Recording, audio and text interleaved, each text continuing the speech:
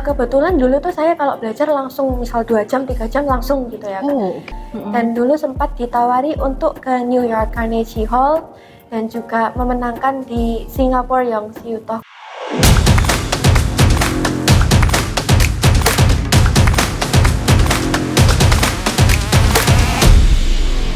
Halo Nyata Lover, apa kabar? Semoga semuanya sehat ya. Dan kembali lagi bersama Adirina di sini di podcast Nyata. Dan hari ini kita akan ngobrol dengan salah seorang siswa di Surabaya yang sangat berprestasi dan terakhir dia memenangkan Taiwan Science International Fair. Benar ya, Natania? Iya, benar sekali. Betul. Oke.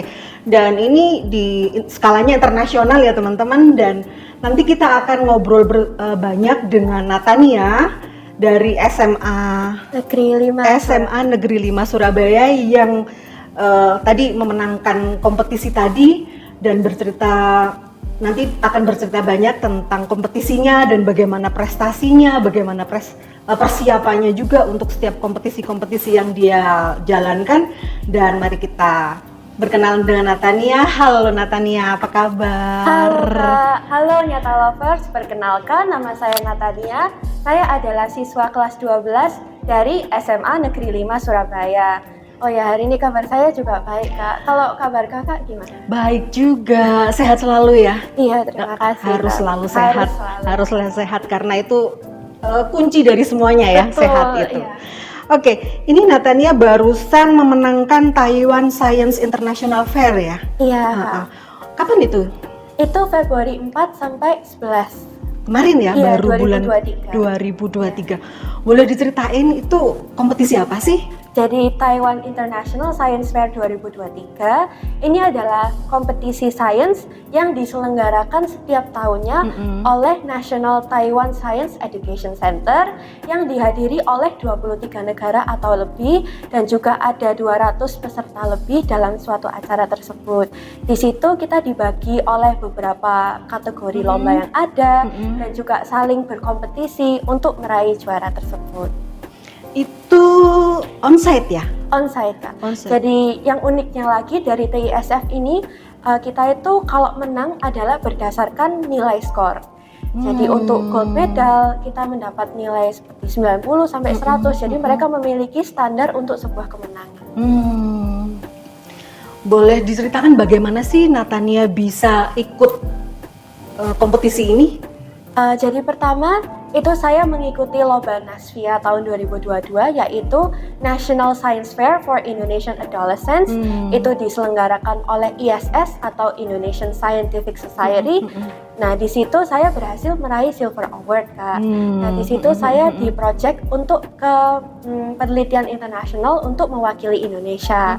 Nah, di situ saya dihadapkan dengan beberapa tawaran ke beberapa negara lain. Namun pada akhirnya saya memilih ke Taiwan karena ini adalah salah satu yang sangat challenging dan juga belum pernah yang menang dari Indonesia seperti itu. Jadi sengaja ke Taiwan ya? Iya. Karena belum ada siswa yang pernah ke sana atau pernah menang? Ke sana sudah, tapi belum pernah menang di tempat. Yang lain-lain di mana itu? Kalau yang lain ada di Barcelona, Spanyol, ada juga di Rusia juga ada, dan juga ada beberapa tawaran lain seperti di UK. Gitu. Oh gitu. Tapi levelnya sama ya? Dari kalau untuk level saya bisa mengatakan kalau TISF ini adalah salah satu level yang sangat challenging karena ada beberapa peserta yang sudah memenangkan di World ISF Competition, namun mereka masih pergi ke Taiwan lagi untuk berkompetisi lagi dan lagi. Dan Natania langsung bisa ke sana gitu ya? Iya, karena sudah memenangkan yang di nasional itu Kak. Jadi kalau kita ke TISF itu kita harus menyertakan berkas kita sudah pernah menang di mana, dan juga lembaga sekolah dan juga instansi yang kita ikuti lewat mana seperti itu. Dan ini kan Natania untuk di Taiwan Science International Fair ini meneliti daun kelor ya? Iya. Gimana tuh ceritanya? Jadi pertama itu saya meneliti karena yang pertama ada komponen yang saya cari sebagai sebuah masalah. Jadi masalah yang ada itu pastinya masalah yang ada di bidang kesehatan. Itu sangatlah threatening untuk kita semua. Jadi ini adalah sebuah bakteri yang digadang-gadang disebut sebagai silent pandemic. Oleh karena dia itu resisten terhadap antibiotik. Nah, di situ ini adalah sebuah masalah yang sangat besar. Karena yang pertama, biaya penanganannya itu sangat mahal, dan yang kedua, penanganannya itu lumayan rumit karena resistensi yang diakibatkan tersebut. Nah, dari masalah yang ada tersebut, saya ingin membuat sebuah alternatif dari seperti kearifan lokal yang ada, seperti daun kelor itu banyak sekali ditemukan di lingkungan Indonesia ya Kak. Nah, di situ saya merasa bahwa untuk mengoptimalisasikan hal yang dimiliki oleh negara kita, dan juga ada lagi yaitu nanopartikel perak. Jadi nanopartikel perak ini sudah memiliki aktivitas antibiotik, antiproliferatif, antibakteri, dan segala jenis untuk melawan mikroba tersebut. Mereka juga sudah terbukti ya Kak. Jadi dua agen ini bekerja bersama untuk melawan sebuah masalah, yaitu bakteri tersebut. Jadi di daun kelor, karena mereka itu sebuah tanaman ya Kak. Kalau seperti kita manusia atau seperti hewan, itu kita memiliki alat gerak yang bisa membantu kita, seperti misal ada serangan kita bisa kayak menghindar gitu ya Kak. Tapi kalau tanaman mereka tidak bisa bergerak. Nah, karena itu mereka memiliki suatu zat, yaitu zat secondary metabolites, yaitu alkaloid, flavonoid, dan saponin. 3 komponen ini adalah salah satu komponen antibiotik untuk melawan bakteri tersebut, dipadukan dengan aktivitas dari nanopartikel perak tersebut. Wow, agak susah ya saya mencernanya. Kalau gampangnya itu lebih ke ini daun kelor yang diaktifasikan bersama-sama dengan nanopartikel perak. Mereka bercampur menjadi sebuah ekstrak, yaitu AGNP, untuk melawan dan mematikan bakteri MRSA seperti itu Kak. Jadi dua ini bekerja sama untuk membunuh sel bakteri yang ada. Itu yang jadi penelitian pertamanya Natania itu dari antibakterinya dulu, baru terus mencari alternatif dari tumbuhan-tumbuhan itu, atau dari kelornya sendiri dicari tahu apa aja sih yang bisa gitu, lebih yang ke mana ini? balance ya Kak. Tapi kalau menurut saya cara saya melihat dunia penelitian itu selalu menyelesaikan sebuah masalah atau membuka ruang-ruang baru. Nah, di sini tuh saya selalu tertarik dengan penelitian karena saya ingin memecahkan suatu masalah. Jadi yang saya temukan dulu adalah masalah yang urgent. Kemudian saya mencari counter masalah tersebut, apa saja yang bisa kita manfaatkan, terutama kekayaan Indonesia yang sangat banyak itu kan pastinya banyak sekali yang bisa dimanfaatkan ya Kak. Nah, dari situ saya ingin memanfaatkan yang kita miliki itu. Jadi pertama itu saya menemukan masalah, baru menemukan kayak problem solvingnya. Oke. Dan itu sudah menjadi maksudnya harta terpendam yang sudah lama, atau baru muncul setelah ketika mau ikut kompetisi ini? Sebenarnya saya selalu tertarik dengan dunia sains ya Kak, tapi kebetulan salah satu cara saya menyalurkan kesenangan saya itu dengan misal ikut kompetisi ini kan kita menunjukkan suatu riset yang ada. Nah, seperti itu cara saya, misal ada waktu luang itu saya senang untuk mengetahui hal-hal baru. Di situ saya kembangkan terus, dan contohnya seperti ikut lomba sains dan juga beberapa lomba lain. Dan ini juga bukan lomba pertama Natania ya? Sudah berapa banyak yang diikuti? Kalau total lomba semua bidang itu ada 50 lomba lebih. 50 untuk lomba. Yang juara. Iya. Itu juara semua ya? Iya sih Kak. Jadi kalau misal nggak juara itu kan saya takut sebenarnya. Nah, tapi sebenarnya saya juga pernah dihadapkan dalam sebuah kegagalan juga. Tapi dari situ kegagalan itu malah yang membawa saya ke Taiwan International Science Fair ini Kak. Jadi pastinya buat semua teman-teman itu jangan takut untuk gagal. Pastinya kalau kita ingin sukses kita pasti takut buat gagal. Tapi kalau kita nggak melihat suatu kemungkinan dalam kemungkinan lain, kita mungkin nggak tahu sesuatu ini bakal bisa jadi sesuatu yang indah juga. Jadi Natania sekarang ini yang sudah juara internasional ini juga nggak selamanya menang gitu ya? Lebih ke nggak selalu dapat hal yang enak. Oke. Tapi belajar menerima kegagalan itu juga bukan hal yang mudah ya. Pasti. Apalagi ketika ini biasanya menang kok, tiba-tiba yang ini saya tuh udah final tapi nggak masuk final waktu itu ya Kak. Terus itu saya ini ya udah aku bakal nerusin terus penelitian aku sampai di poin bisa melampaui lomba yang ada ini, seperti itu sih Kak sebenarnya. Nah itu juga pastinya ada support dari orang-orang yang selalu ada. Apa asiknya sih ngikut lomba-lomba gitu? Kalau menurut saya ikut lomba-lomba itu menantang banget. Jadi kalau kemarin waktu COVID itu kita banyak kegiatan pasti di rumah. Nah di situ saya browsing, saya pingin ikut international conference lagi. Nah di situ saya menemukan model United Nations. Nah di situ kebetulan saya ikut juga, bersyukur bisa juara, dan kebetulan pas itu waktu COVID mengikuti 2 model United Nations. Jadi motivasi dari saya ikut lomba ini adalah menyalurkan hal yang saya senangi dan juga untuk mengisi waktu-waktu kosong saya. Tapi selain sains, apa aja sih lomba yang udah diikutin Natania? Nah itu ada model United Nations itu, dan juga banyak sekali dari piano ya.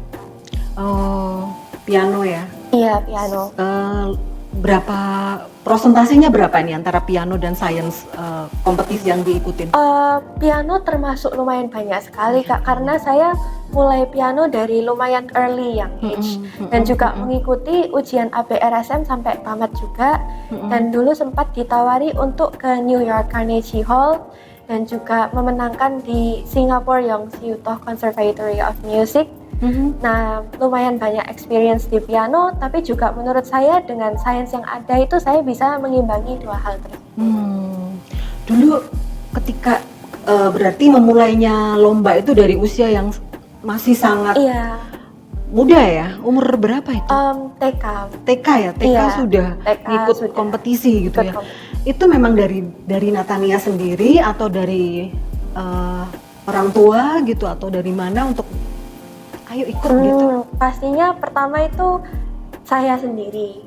Nah dengan keinginan yang saya miliki dan kesenangan yang saya miliki terhadap piano tersebut membuat orang tua saya untuk mendukung saya dalam bidang tersebut. Jadi pastinya karena saya senang dan juga dukungan orang tua itu yang membuat saya bisa berada di titik ini.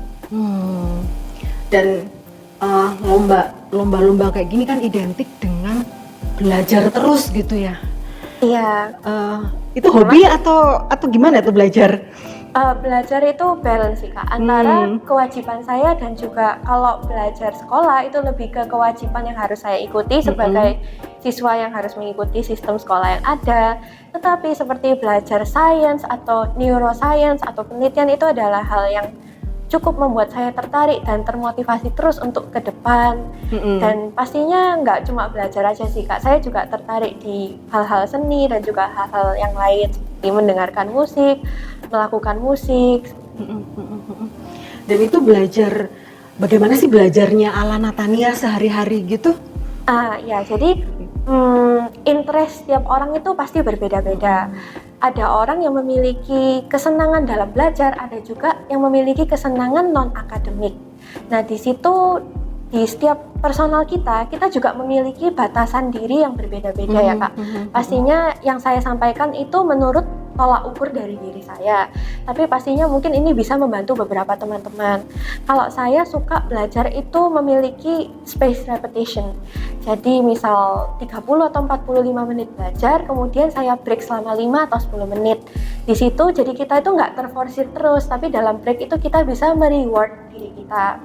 Khususnya kalau teman-teman misal nggak suka belajar, misal ada pelajaran kayak fisika yang dianggap berat atau sulit, itu kita bisa memulai seperti kayak baca 2 halaman pertama, terus misal dibuat sebagai storytelling, kalau saya seperti itu ya Kak. Terus kalau udah 2 halaman tuh saya melakukan misal hal yang saya senang, misal kayak atau mungkin scroll IG sebentar seperti itu ya Kak. Tapi habis itu harus balik belajar lagi. Nah seperti itu. Jadi self reward kita dan juga limit diri kita tuh harus kita ketahui dari diri kita sendiri ya Kak. Karena tiap orang pasti memiliki level yang berbeda-beda dan itu nggak ada salahnya juga. Cuma kebanyakan yang lain itu belajar 2 halaman terus scroll IG-nya kebablasan gitu ya. Nah itu yang bahaya memang sih Kak. Jadi harus menemukan formula sendiri gitu ya masing-masing. Tapi kita juga bisa melihat, misal saya bilang kayak 45 belajar itu dicoba, itu siapa tahu juga bisa berguna. Itu langsung jadi buat Natania atau butuh trial dulu untuk bisa menemukan pola yang menyenangkan? buat Natania? Kebetulan dulu tuh saya kalau belajar langsung misal 2 jam, 3 jam langsung gitu ya Kak. Oh, oke. Tapi waktu saya baca-baca dari, ini sebenarnya dari IG juga ya Kak, kayak reels gitu, nunjukin cara belajar ada misal Feynman teknik atau apa kayak yang 4-5 menit. Nah itu saya coba akhirnya, oh iya sih. Tapi terkadang kalau saya lagi efektif banget, itu saya polin ke maksimal saya, terus baru ambil break gitu. Dan itu berhasil ya? Berhasil banget sih setiap Kak. yang dipelajari. Karena kan kalau kita misal maksa berapa jam, itu kan nanti takutnya di jam-jam selanjutnya tuh malah nggak efektif. Nah, yang dipelajari oke hari ini bisa, tapi terus habis itu hilang, pentingnya ilmunya juga hilang. mengulang. Misal kayak hari ini udah belajar, jangan lupa besok diulangin lagi. Jadi pelajaran-pelajaran yang sudah Natania dapatkan selama berapa, umurnya berapa sekarang? 18 itu masih nyantel ya di otak gitu ya? Tapi nggak mesti semuanya juga. Pasti saya juga kurang suka dengan beberapa pelajaran, itu pasti ada. Tapi kan ya kita nggak bisa milih kalau pelajarannya Kak. Tapi sudah ada sesuatu yang dipegang gitu loh, jadi ini tinggal ditekunin gitu ya? Betul. Nextnya mau jadi apa ini? Ingin menjadi dokter, tapi juga nggak hanya seorang dokter, tapi bisa menjadi seorang inspirasi khususnya pada kaum wanita. Dan terlebih saya juga suka seni dan sebagainya, tuh saya berharap meskipun saya kedokteran, tapi saya juga bisa mengembangkan itu sebagai nilai plus juga. Yang lain-lainnya itu bisa menyempurnakan, melengkapi gitu ya, jadi satu paket yang indah gitu ya. Tapi tadi kan Natania bilang menjadi seperti sekarang ini kan pasti ada dukungan dari orang-orang sekitar ya. Yang paling supporting itu siapa ini buat Natania? Yang paling banget supporting itu pastinya orang tua. Pastinya papa dan mama. Papa yang selalu misal tidak pernah memaksakan saya untuk menekuni hal yang dianggap baik bagi dia, tapi mensupport dengan apa yang saya senangi. Dan papa selalu berpesan, apapun selama itu hal yang baik, pasti papa dukung. Yang penting kamu bisa untuk memanfaatkan potensi yang kamu miliki, dan juga hal-hal yang pokoknya baik dan positif itu papa akan selalu dukung. Dan mama yang selalu ada di setiap fase kehidupan saya, di breakdown, seneng, sedih, atau apapun itulah ya Kak, itu pastinya membuat saya bisa terus kuat sampai sekarang. Oke, tadi dapat bocoran dari mama kalau Natania itu dari baby school itu di sekolah yang private ya? Di sekolah yang private terus sampai akhirnya sekolah di negeri sampai sekarang ya, dari SMP, SMA di negeri gitu. Gimana itu, mungkin dari tadi dapat cerita dari mama kalau ada sesuatu yang pengen mama dan papa inginkan dengan sekolah tadinya di private terus sekarang di public gitu. Nah, buat Natania sendiri experience apa sih dan pelajaran apa sih yang didapat dari dua sekolah yang berbeda itu? Pastinya selain kita belajar di sekolah untuk menimba ilmu, kita bisa belajar dalam lingkungan yang ada ya Kak. Kalau menurut saya dalam sekolah negeri itu saya mendapat diversity dalam cara mengajar juga pada setiap guru dan juga pada teman-teman dan lingkungan yang ada. Itu tergantung kita mengatur diri kita di setiap lingkungan yang ada.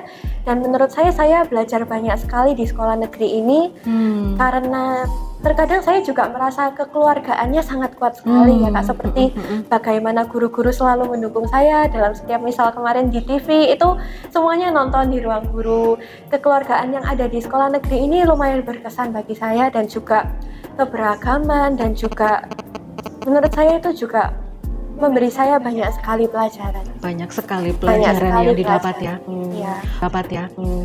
Oke, terakhir ada pesan untuk teman-teman di luar sana ya, mungkin tidak akan tidak sama dengan Natania, tapi mungkin ada yang pengen di-sharekan buat teman-teman supaya punya spirit yang sama seperti Natania? Pastinya ada. Jadi buat semua teman-teman, menurut saya yang paling penting adalah untuk mengetahui potensi yang kita miliki. Jadi kalau kita memiliki hal yang kita sukai, hal yang kita merasa tertarik, selama itu adalah hal baik, jangan takut untuk masuk ke dalam hal tersebut, untuk mengeksplor diri kita, untuk menunjukkan about how what we like, what we want to do. Jangan takut untuk mencoba. Dan juga setelah kita mengetahui potensi diri kita, jangan lupa untuk memaksimalkan potensi tersebut. Karena saya percaya di setiap diri kita memiliki suatu hal luar biasa jika kita tekuni, kembangkan dengan baik. Jadi buat semua teman-teman juga, jangan takut untuk bermimpi, karena everything starts from your dream also. Iya, tepuk tangan buat Natania dan buat kita semua ya. Jadi jangan takut mencoba, jangan takut bermimpi juga, dan ketika sudah tahu saya punya potensi apa, dikembangkan ya, dikembangkan. Selama hal positif ya. Selama hal yang positif. Oke. Itu tadi ya teman-teman, tips ya dari Natania supaya kita semua bisa mengembangkan potensi yang kita punya, dan nggak ada kata terlambat buat kita semua. Betul, untuk bisa memulai sepanjang kita masih bernyawa, masih hidup. Dan tidak ada kata berkeinginan yang penting. Punya keinginan, itu yang penting.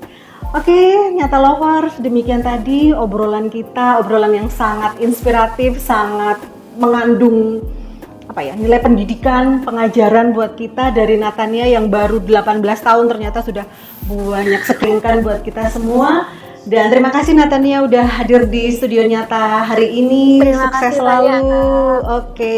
Habis ini masih banyak event-event yang harus dijalaninya. Saya ingin mengembangkan penelitian lagi ya Oke. Kak, untuk kalau bisa diaplikasikan langsung. Yang paling penting adalah penelitian ini bisa berguna untuk orang yang membutuhkan. Amin, amin. Oke teman-teman, Nyata Lovers, sekian dulu obrolan kita dengan Natania, dan kita akan bertemu lagi di lain kesempatan dengan bintang tamu yang tidak kalah inspiratif. Sampai jumpa.